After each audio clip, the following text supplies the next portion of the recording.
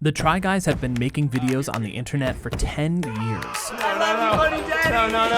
This is the weirdest shoot I've ever been on. First for BuzzFeed. It smells like pizza. Is this poison if I just eat it like this? Then on their own YouTube channel. And now they've launched a brand new streaming platform with all new series, new cast members, and a new business model they hope leads to a more sustainable company.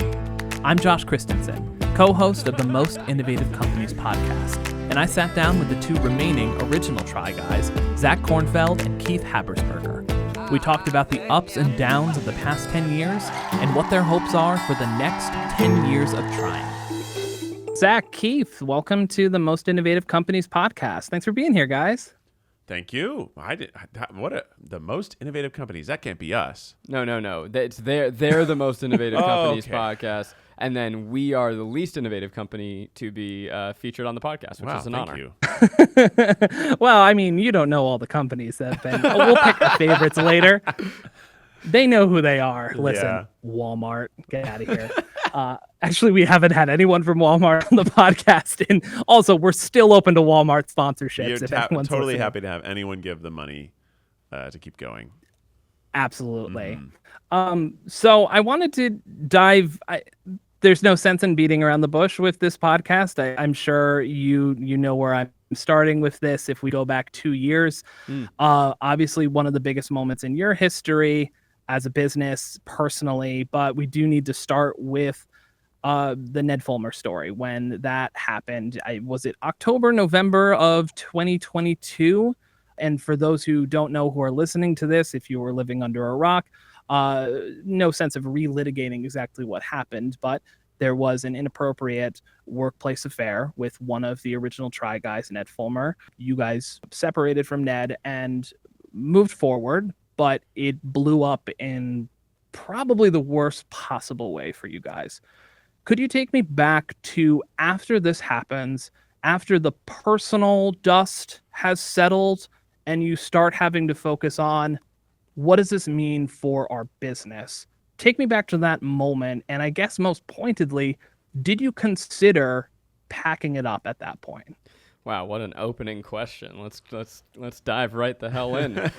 Yeah, obviously it was very challenging for us on a personal level, for our staff. It was a lot of look, internally, it was a very stressful time, but then there were also a lot of eyeballs on us, on our team, on the moves we were making in a way we did not expect. It also fundamentally changed the type of videos we were making. It felt like a point where maybe it was over. We certainly got together to think about where do we go from here. I'll say first and foremost, it was a very challenging situation, not surprisingly. We remain very proud of how we navigated a Undesirable scenario. Yeah, it was a lot of hard decisions, but we are super proud of how we got through that and how we led the team through that. Then afterwards, there's a question of where do you go from here? The thing, we used to be 4 guys trying things. That was over. That event also showed us how fragile success in online is. Digital media is a very, very rare thing to be able to do for 5 years, let alone 10 years. And so it showed us some of the cracks and some of the fragility that was inherent within our business that we weren't aware of.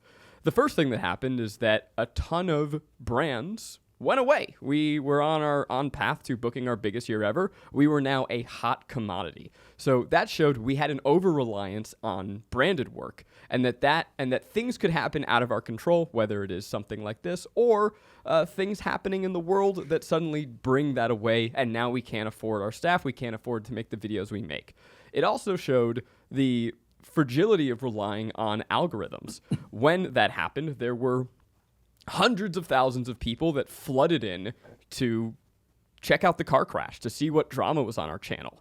Then those people didn't watch our videos because there was no drama. So now we have this algorithm hiccup where all this traffic comes in, but they're not engaging with our videos, and then they slowly start unsubscribing, and it forgive my language, it fucked up our channel entirely. And so we went through about 1.5 to 2 years where we were just losing subscribers every single month, which told YouTube as a supercomputer, hey, this channel's dying. All of these were cracks in our business that were there, but became fissures, became canyons. And so taking all of that together, we started to think about, what do we care about? What does our audience care about? And is there a better way to do it? I think a challenge that's existed from the beginning is that we make viral videos. That's at least the primordial ooze that we came out of. But always trying to make viral videos means that And that primordial ooze, otherwise known as BuzzFeed. yeah. I do understand. Yeah. And so by having to continue to chase trends anew year after year, you risk alienating the audience that you've cultivated along the way. But if you only play to your audience, then you're not playing to the almighty algorithm that feeds your videos and helps your channel grow. There's a real tension there, and so we decided to try and break free from that altogether and focus in on what we care about the most, which is making great shows, and that is what led us ultimately to Second Try. So before we dive into the streamer, I do want to focus in on how you had built your business to that point, because you talked about this, revealing different fissures that were in there. So let's go back to well, I guess your second beginning. Like many others from BuzzFeed, you decide to leave, start your own thing at that point.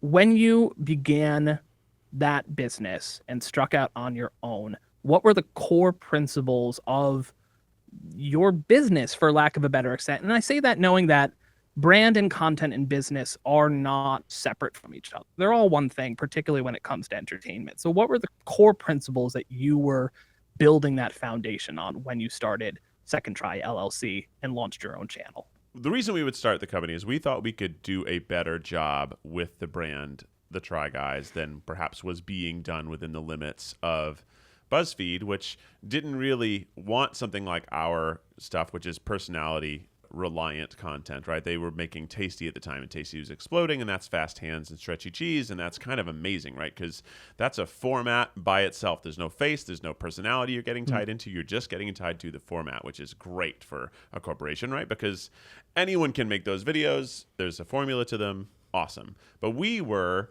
making videos, and every single video was different, and the entire sort of recipe secrets were locked in our brains to the point where it wasn't like I was keeping them from them. I didn't know how to explain them to other people. Like, only we had this sort of communication to do it. But there were lots of parts of our brand that were under explored. So we had never toured. We could write books. We also just had never made great merchandise, and that's just a great way to make money off of a successful brand. So there were lots of avenues that we felt we couldn't go down within BuzzFeed, and would need to do it on our own. And also we, I think, wanted the challenge and a reinvigoration of ourselves to something, right? Because by doing this, it challenged us. It was something new. It was exciting. Like, can we do this? So we all came together, put in some money, made this company, and it was a big risk, but we knew there could be great reward in it. And we created this very difficult schedule for ourselves of making 2 videos a week, which before that we were making a lot of stuff at BuzzFeed, but now we were making stuff that was longer. We're making 20-minute, 30-minute, 40-minute, 60-minute videos, 2 of those a week.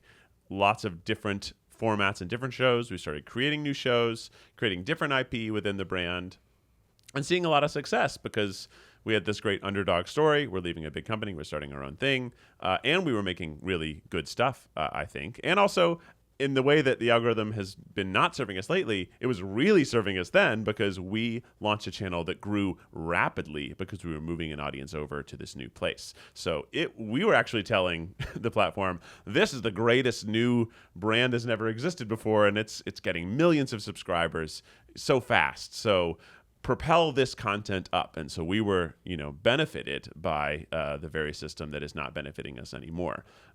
So we did all those things, had lots of success. And actually, I don't think it was just 2 years ago that things changed. COVID changed everything for everybody, but we are a unscripted show that goes out in the world, meets people, and tries things within their sphere. And COVID locked us all down. So we, at that point, also had to start changing our content. That was like a little hiccup. I think we had survived that hiccup and we're back, to a good place, unfortunately, when the next event would happen. So I don't want to say like it was all smooth sailing until this happened. There's always ebbs and flows in the digital world that reflect what's going on with the rest of the world. And not just digital media suffers from that. Every business had to deal with a global pandemic, right? But it was especially hard as an we literally go and meet people and do things with them. And that was the one thing you were really not supposed to do in 2020. So that changed. But we've always had to adapt, and we always have adapted. And I think that's something we've done pretty well. Can we talk a little bit more about the content? You said you created content in a different way after the events of 2022. Can you speak a little bit more to that and what you mean by changing the content that you did? Sure. From the beginning, we have had this dream of somewhat bridging the worlds between digital and traditional. And what I mean by that is not trying to make TV, but trying to make more elevated digital. I think to prove that digital can be anything and just as good as stuff that is being made by Hollywood. We don't just have one show, The Try Guys. We have a whole roster of shows. Actually, some of our shows are bigger than The Try Guys at this point. We have Without a Recipe and Eat the Menu, and some of the things we're making for Second Try are more popular by the numbers they get than the actual show, The Try Guys, which is cool because as creators, you have to always reinvent yourself. But there's this push and pull as a digital creator, which is, am I optimizing for width or am I optimizing for depth? And the essential job of a digital creator is to always optimize for width. And what I mean by that is capturing as many eyeballs as humanly possible, trying to think about what is going to be served to the most people, get the most clicks, be the most broadly accessible, and then you get to that word content, right? Content is not art. And by definition, it is something that flows through you. But when you are trying to have a lasting relationship with an audience, what you do want is depth. And us as creators, we want depth. I don't mean to speak too pretentiously about what we do, but I hope that by making comedy, or dare I even call it art sometimes, by making the things that we make, the videos and the shows and the episodes, we hope to affect people. We want to make things that either make people laugh so much that it helps with a bad day, or to do a try that helps reflect the way that they see the world or the way they hope to see the world, to unlock something about their understanding of themselves. And that depth is often at odds with width. And so when everything happened, we tried to recommit to that idea of depth and say, what shows can we make that will really, really matter to people? And maybe we're not going to be trying to capture the millions of people that we've captured in our heyday, but that's okay. Because if we can get thousands, tens of thousands, if we could even go past that, now maybe there's a model where we can have a stronger business than we did before. And a business that can last over time because we're making things that really matter to people.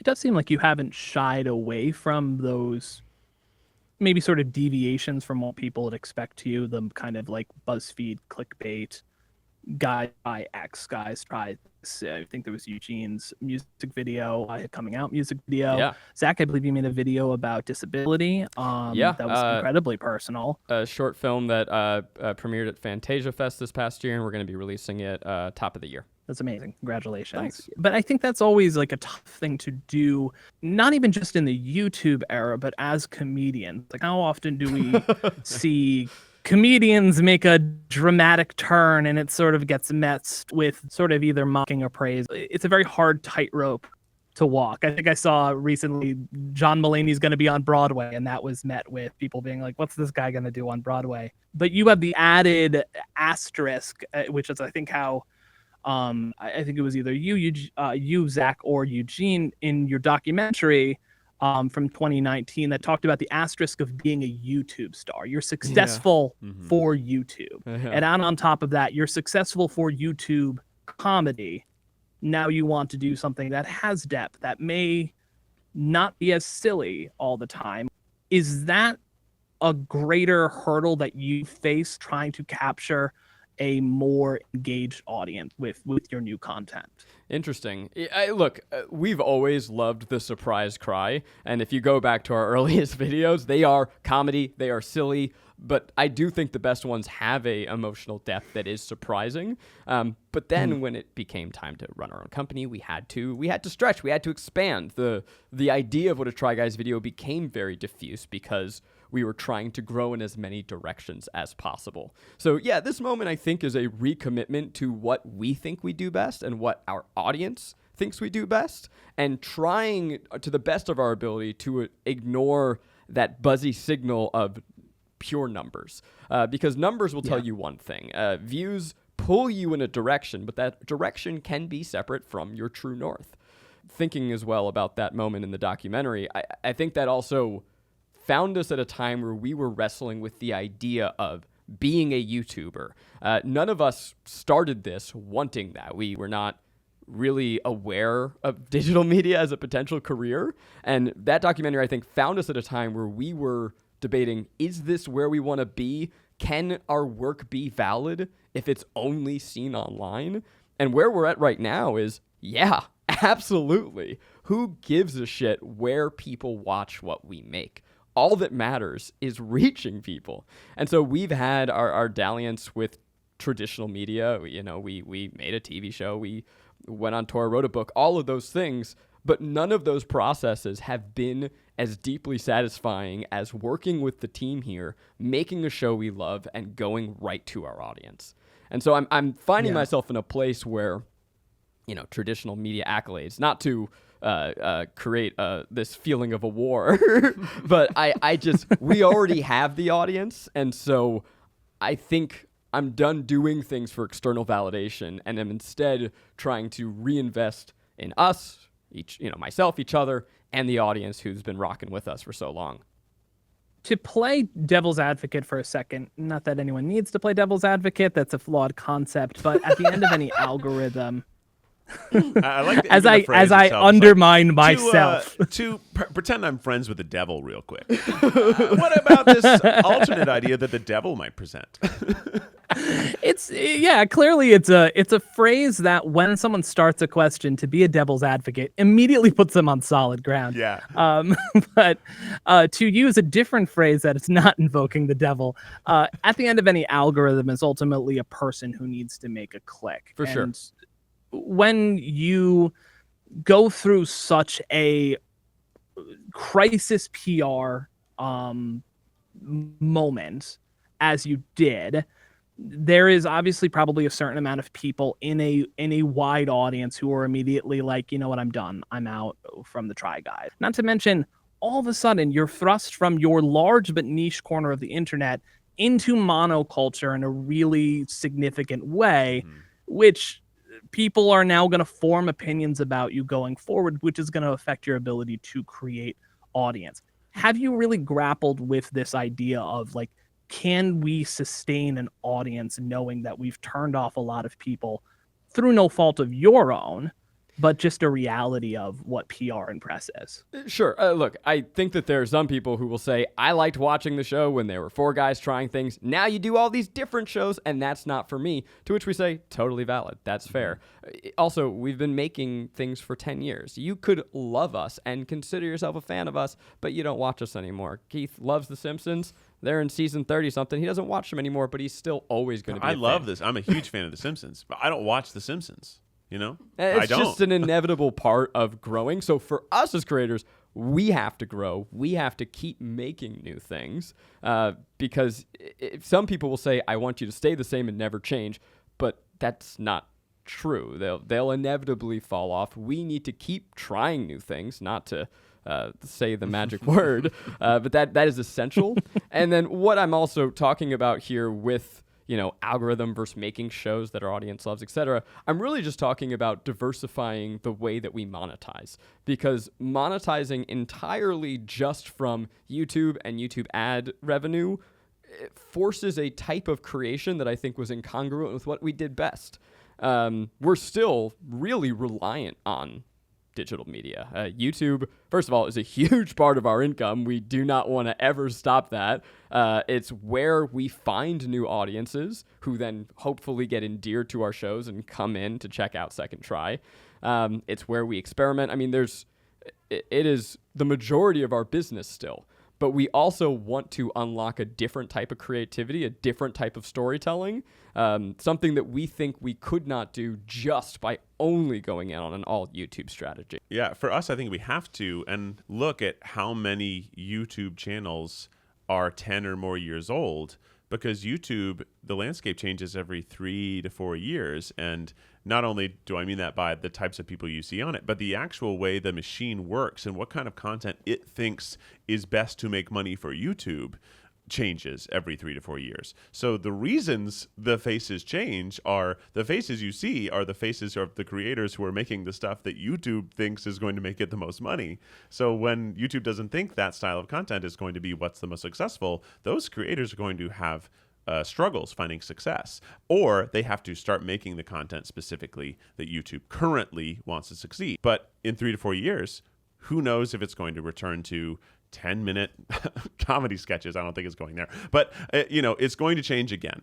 And we could commit ourselves to learning how to change every 3 to 4 years and having this business do that. And that is a path forward. There's a really valid one. People do that. And that's if you can do that, I'm even more impressed with you than what I think we're trying to do. I honestly would probably suggest that it might be easier than what we're trying. It might be easier, but it's got its own difficulties. And I think as we get older and we think about what we want to do, it's not making content based on what will perform the best, but making the best content that performs in a way that our audience wants to see it produced.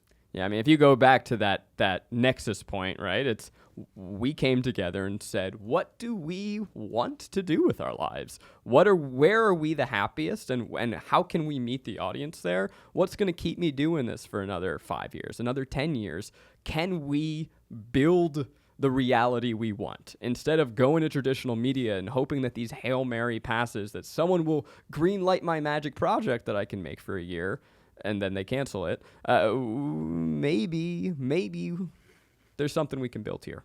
So let's talk about streaming. And Second Try launched this past May. Obviously coincided with Eugene moving on, although I believe he's still going to be a tangential part of your videos and your content going forward. But this feels like intentionally and through a number of circumstances, a really new era for the Try Guys. Mm-hmm.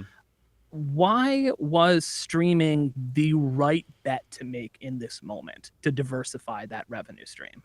Yeah, it's definitely a new era. I mean, and we tried to very intentionally, energetically give it that. We filmed Eugene's farewell season, though he is coming back for our 10-year special that's coming up in a couple weeks. We introduced the expanded cast, and we wanted it to have that feeling of a full chapter break of we are going to be doing things differently. We're going to be making a bunch of different shows, highlighting new voices, making things beyond what we could make with just Keith and I in the starring role. I give a ton of credit. I think in every interview we like to give a big shout out to Dropout and Sam Reich, the whole team over there. They were people that we looked at as really forging the path for this type of model. And we saw within what they were doing an opportunity for us to do what we do best. We think we're at our best when we're making big shows. I mentioned Without a Recipe earlier. It is a cooking competition show featuring idiots, people who have never baked before, trying to guess what is a pie. And then when it comes time to judging, they're presenting to some of the most accomplished bakers in the world. And usually it ends up with us fighting them and trying to convince them why their very valid critiques are wrong. So it is, we almost call it Great British Bake Off, but dumb. Yeah. Which is, I think, the niche we're trying to, if we can just take every reality show and do that, but dumb, I think we're carving out a nice niche for ourselves. But really, so watching the Mexican episode of Great British Bake Off and being like that, they found I think they kind of tried to steal a page from our book that day. They're like, hey, you know what? These guys make this Without a Recipe show. What if we made a really dumb choice? Yeah. And I think it was identifying what we were doing the best and the way that we were trying to fit a circle into a square hole by releasing it on YouTube, right? We were optimizing for the wrong things. Yeah, I talked to Sam last spring. Obviously, they've had a crazy journey from being basically left for dead by IAC and building up to this point. And there's not really, I mean, other than yourselves, Dropout, maybe a couple other Well, indie Nebula is boutique- another one. They have a different Nebula is another version of one. that model, but killing it. Yeah, they're doing a great job. And it really seems like a natural evolution to the Patreon model of this sort of super sized, paywalled premium site.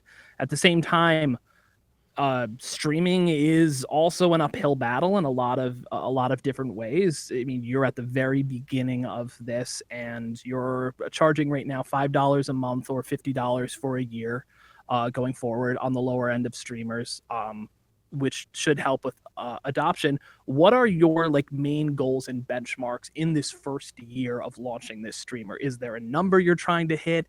Is it really more about, qualitative versus quantitative data? What are you hoping to accomplish in this first year as a streamer? Sure. I mean, yeah, there are obviously benchmarks and numbers we'd love to hit. And at the end of the day, there is the commerce side of making art, right? Like you can't just make stuff because it's cool. You got to pay for all the people that work here and keep giving them raises and get them a nice Christmas bonus and keep the lights on, all of that stuff. But we're also trying to create a more deeply endeared fan base to really prove to our audience, hey, we are investing in this relationship over time, just as we hope you invest in us, and that we are creating the space that, or rather, you are creating the space that you want to see. It's an interesting time to try and get into streaming. Every major streamer seems to be struggling mightily. They've become too bloated. Their prices are too high, both for the consumer and also for what they are spending. So we're trying to stay incredibly nimble. My goal is not to get millions and millions of subscribers. We would take it.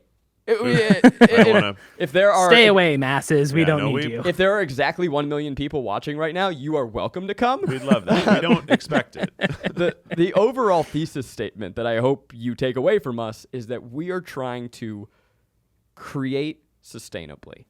We want to keep doing this because we love doing this. We have one of the greatest jobs in the world, and being in digital media is fleeting. If you think about the biggest stars that you've covered over the just go back 5 years, some of them aren't making anything anymore, and that's not through any fault of their own. It is because of the ebb and flow of the digital world. And so if we can carve out our own little nook, I don't ever expect, honestly, that Second Try is going to take over our business.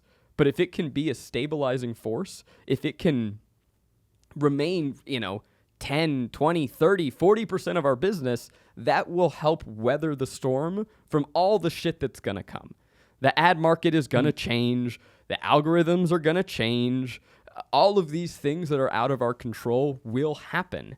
But if we can have a place where we are directly connecting with our audience and making stuff that they love, that they value, that reflects their values as people, the content they want to see in the world, things that aren't being made anywhere else, all of that stuff, we now stand a chance to be here 5 years from now in a way that I promise you, if we were just doing the playbook the same way, we'd be gone. Well, yeah, you're right. Very few people do last 10, 20, 30 years. Obviously, in most of the original YouTubers who were out there in 2006, 2008, they've either moved on to be Bo Burnham and doing whatever they're doing, or they're, making a lot more money from bigger studios.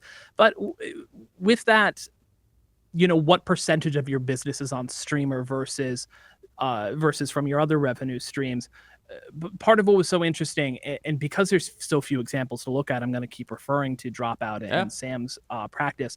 80 to 90% of their revenue comes from their streamer. Yeah, it's amazing. And it is. It truly is. And the fact that they've gotten to profitable at that point, and they've really seen their audience more than doubled in the past year and a half, after 4 years of, churning along a little bit. But part of why they were able to do that, at least from my estimation, is because they went all in on that streamer. Now, they had a very specific situation. Obviously, when Watcher announced that they would be moving entirely to a streaming platform, they had such a backlash. So you couldn't necessarily just take all of the Try Guys channel videos, drop it on a streamer, and abandon that YouTube audience. Nor It would we have want been- to. I think that's a really Yeah. short-sighted strategy, right? We love our digital audience, and it's also how we're going to continue to grow. We see this as a 5-year journey. This is a But to push Go ahead. back on that a little bit over there, part of the value that then Dropout had was this backlog catalog within their streamer that reduced churn rate to a huge extent. So how are you thinking about? Are you worried about trying to have your cake and eat it too? Is what I'm essentially asking, with trying to maintain the YouTube schedule and the streamer schedule separately, which ups your production costs overall and also can bifurcate your audience in a way. Are you worried that that's going to spread you too thin without using a dimmer switch to transition to a streamer and going all in on that revenue stream? Yeah, I think there's a lot of ways to do it, right? I think the way we're doing it is the way that we think we have to. We can't just turn off the faucet of our YouTube revenue. We wouldn't be able to afford to do it. Like, it has to be a smooth transition. And rather than like say the transition is like, oh, well, eventually I'll take it all off of YouTube. No, I want to slowly convince the audience that this is the place they actually want to be instead of watching on YouTube. I need to make such amazing stuff on Second Try and also show them what's going on Second Try and still give them stuff for free because they've had stuff for free for 10 years. You can't just take that away from them. Also, they are owed the opportunity to keep watching our content the way they always have, because we would not have this job and these amazing shows if they didn't already do their part, which is watch. So I'm sure we could do it a lot of different ways. And we talked about a lot of different ways to do it, but found that this was the best for our growth, we think, the best that we could give to our audience that can't afford to come to a subscription model. We still need to keep giving them stuff. And we still need, right now, YouTube as a big platform, because if we didn't have them, we wouldn't be able to afford it. I want to clarify. We need it all. I also want to clarify for your audience what our philosophy has been, which is that anything that we have been giving to our audience for free needs to continue that way. So there are shows that people have built up a relationship with over the last 10 years, right? We have Eat the Menu that comes out once a month. Without a Recipe, someone's favorite show. To take that away from them would feel really disingenuous. I think it would feel like Lucy pulling the football out from Charlie Brown. But what we can do is we can make new shows, and we can have seasons of shows where we say, hey, here's an episode to a new thing we're making. Isn't it cool? Come on over. We can give you those old shows that you love early. And hopefully over time, we can then build up that catalog where the new shows are really what's pulling people over as opposed to the old.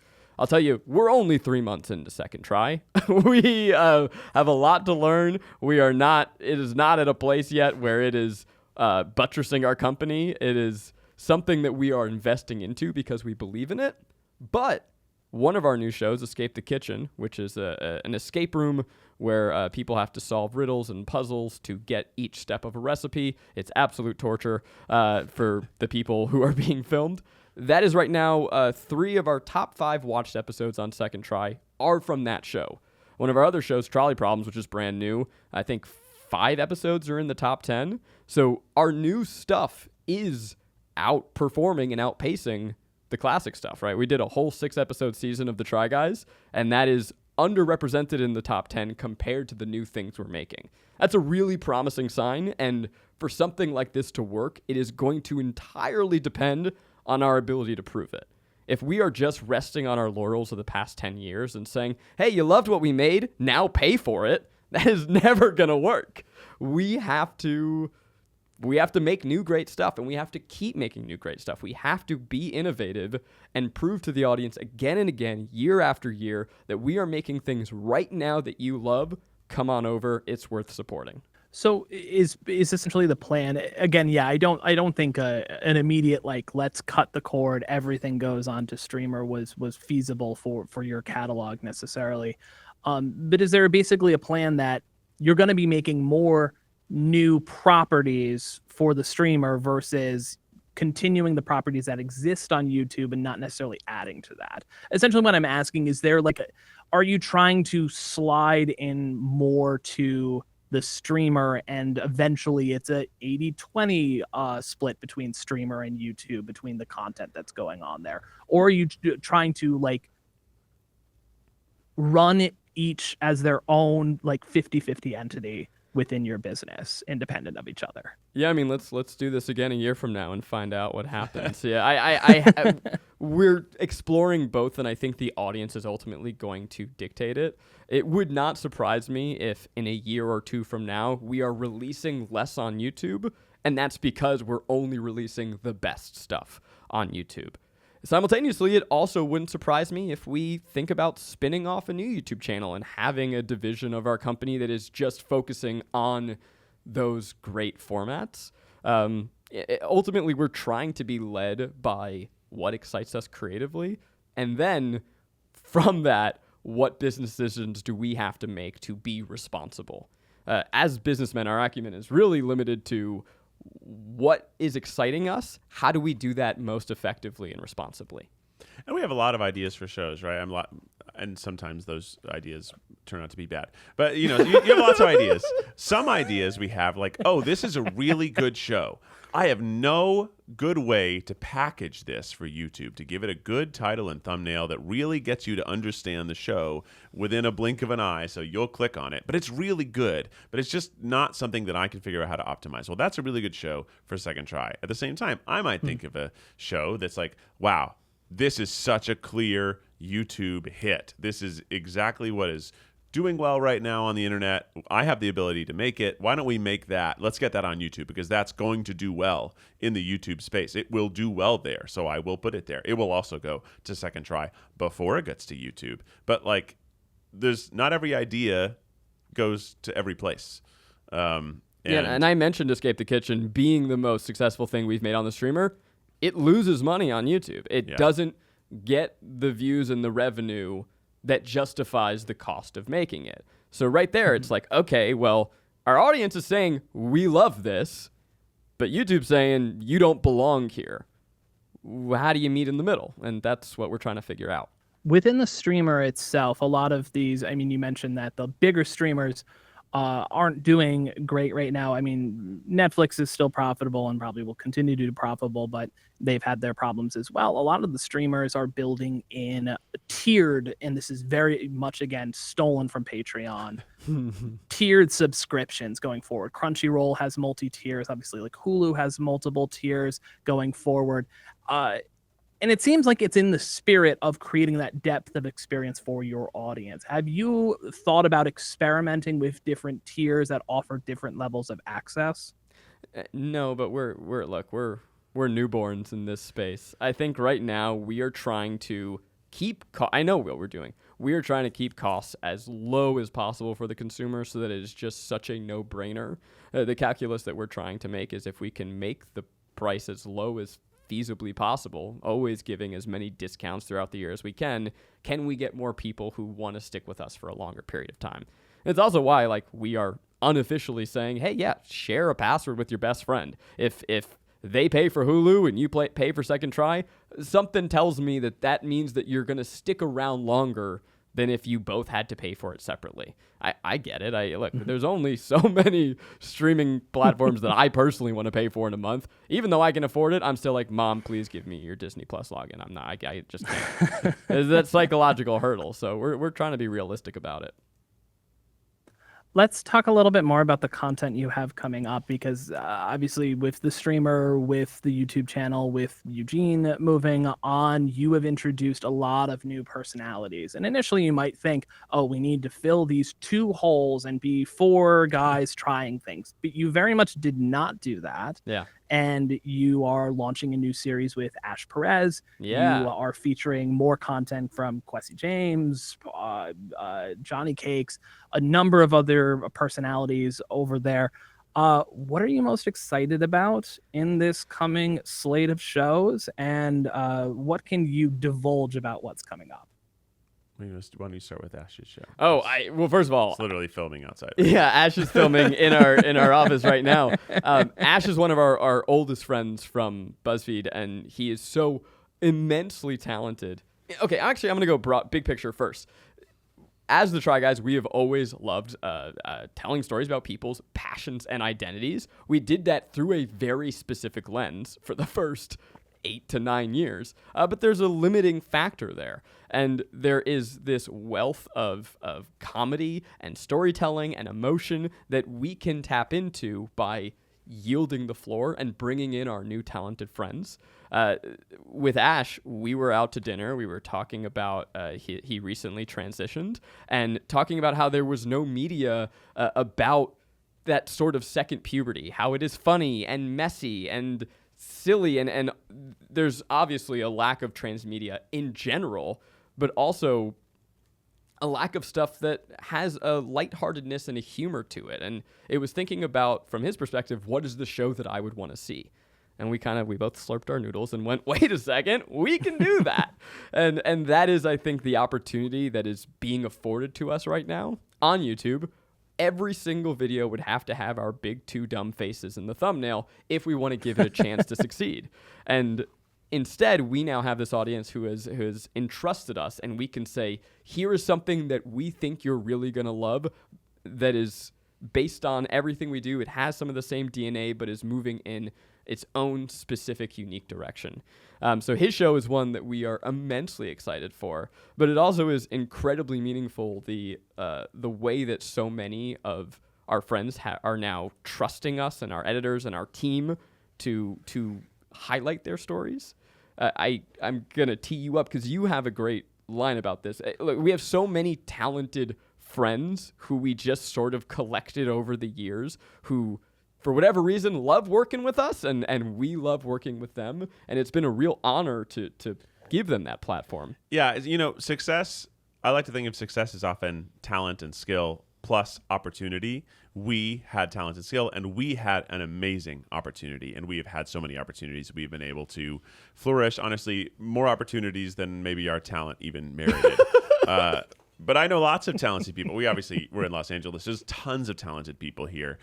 We have lots of talented friends who have great stories to tell, great strengths in performance, and it's our turn to give those people opportunities. And I hope to continue finding more talented people to provide opportunities for, but only because it's hard to get opportunities in this town, in every industry. I think there's lots of skilled people who just never get that opportunity to show what they got. So we can help at least do our part to find more talented people, to share their stories, to allow them to do stories that we can't tell as the Try Guys. Like, there are things I cannot do. There's things that while we've tried so many things, ultimately, two straight white guys are not always the right people for that story to flow through. So let's find other people to share their stories, to experience other people's stories. And we've tried things for 10 years. Just even as Try Guys, I think other people would have a better, fresher place to come from to experience some of the things that we could experience in the next 5 years than even we could. Not to say I'm fully jaded on experiences, but there's less for me to discover than other people at this point about themselves that they may not have discovered yet that a Try could open themselves up to. So I want to allow that. Also, just filming videos with the same group forever, the dynamic becomes stale. You as a person and as a performer, you're now playing the same role because I'm to Keith, which means this is who I am, and compared to Eugene, it almost performance-wise puts you in a box. And by having all of these new friends to play, it's almost like new toys to play with. All of these new people, it's made it so much more fun for us. But I think it has also made all of the videos better because it's new things to interact with, new neurons to fire off each other. It really has felt like this giant breath of fresh air. We had a stale dorm room, and we ripped open the window and opened the door, and we can New semester. New Classes are semester. starting. Thank you for a very graphic description of what You can it almost looks smell it, I bet. Right? Yeah, I can. It's mold and must. I was talking to your executive producer Rachel a couple days ago, and she was talking about how one of your trivia formats you literally couldn't do because you knew there was nothing new to learn about each other between the two of you. So having a new set of people, you can all of a sudden do trivia and personal trivia again around things. And that makes a lot of sense. I've been doing this podcast with my co-host Yaz for a couple years now, and just a couple years in, I'm just like, you told that story before on the show. Oh yeah. we can't keep telling the same stories again. I did want to talk a little bit, and this is also again referencing back to Sam and Dropout overall, but you two, Dropout and the Try Guys, are similar sized companies, and I think about this in terms of class within the entertainment industry, and there's not really a robust creator middle class. There's either wildly successful or people doing it for the love of the game. And Dropout, and I think Smosh to an extent, and Rhett and Link even with Mythical. And you guys represent a creator middle class, and this industry isn't good at sustaining or supporting that middle class. Do you think about that a lot in terms of your place in trying to maintain this in a way where you can make stuff that is niche but sustainable, and you're able to give people salaries and give people health insurance? What responsibility do you feel to maintain that? Yeah, all those companies that you mentioned are companies that we are great friends with. I think something that's really unique and special about this media middle class, as you say, is that we're all very friendly and trying to help each other succeed. Those are all companies that we look at with great reverence. Yeah, we're honored to be grouped in with them, right? Those are bigger legacies than we are. They've been doing it for longer. I think they more have. Stably. They're more stably for sure. They haven't. I mean, Dropout, not necessarily. Well, Dropout true. was left for dead. Yeah. So Yeah, but they're five. Everyone can share the ups and downs. Yeah, it's true. But I mean, just in general, I'm very proud of us that we're, in the same sentence as them. But you're right. Like we have an obligation not only to make things for our fans, but run a company that has people. And there's people in this company who have families. And like certainly when everything, got blown up, our big concern of ours was stability and how do we keep this going. We can't where we talked about like, is this the end? We're like, well, it's not really just if it's the end. It's going to create a big problem for a lot of people that aren't just us. So that really shouldn't be an option we entertain for very long. We need to figure out how to make it work. And also, we had poured so much of our energy, our souls into this company that I didn't want to give up. I wanted to figure out how we can keep it going. It's so hard to start something new also. So it'd be a lot better for me to try to steer this ship back on its path than to just give up and start over. That'd be even harder. That ultimately be worse. So there was a huge amount of responsibility to keep everything going. I have one very selfish goal, which is to make stuff I love for as long as possible. I said it before earlier. Like, I just love making stuff. It's so fun to collaborate with Keith, but also all the people here, Rachel being one of them. And so the strategy that we have to do that for as long as possible is to be, I guess, good bosses. I want people to not want to leave. I want them to be paid as well as possible, to have healthcare, to have 401ks, all of those things, because I don't want to lose anyone here. I want to continue to build on that rapport. I think the more that we get to grow together, the stronger we ultimately are. So yeah, we feel a great responsibility towards the staff that we have because they've brought us this far. And I also think that they are the key to our longevity and success. These are my collaborators. These are the people that, Keith and I get the credit. We are the faces at the top of the hill. When you see a great video, you go, wow, Zach and Keith are so smart. But no, we're a mountain of people here who make great pre-production decisions and find the right experts and where to film and shoot it and edit it. We are a big organism, and it's our job to keep that organism as healthy and happy as possible. One last question for you guys looking forward. You're 10 years in. 10 years from now, what do you hope the Try Guys looks like? What do you hope your company looks like? Whew. We were just talking about this the other day, and it was an impossible thing to answer. it was like it's hard enough to think about what we'll be doing in 2 years, because if I look back at what we were doing last year, it looks totally different. We were like, wow, congrats on 1 year, second try. Oh no, it's been 3 months. Okay, wow, it's time is crazy. Yeah, so like, I guess I hope that in 10 years, we're continually doing things that are exciting. I think what I've said this summer is I hope that the thing we're most known for hasn't happened yet, because that means I've got lots of cool things to do, lots of things to discover, and that would be, I guess, what I hope happens within the next 10 years is something that makes this last 10 years look cool, but not as cool as this next 10 years are. I hate to be so on the nose, but I do hope that we never stop trying. We want to continually experiment and create new things. And so, 10 years from now, I hope that it is almost unrecognizable to us, because that means that we will have experimented and followed those experiments and learned and grown. We hope to create the baseline from which we can explore all of our creative endeavors, whatever those might look like. Well, I think that's a great note to end it on. Zach, Keith, I'm a fan. I'll be watching. We appreciate it. Good luck with the new season and your filming with Ash and everything you got coming up. And thanks for talking to me. Thank you. Thank you for the time.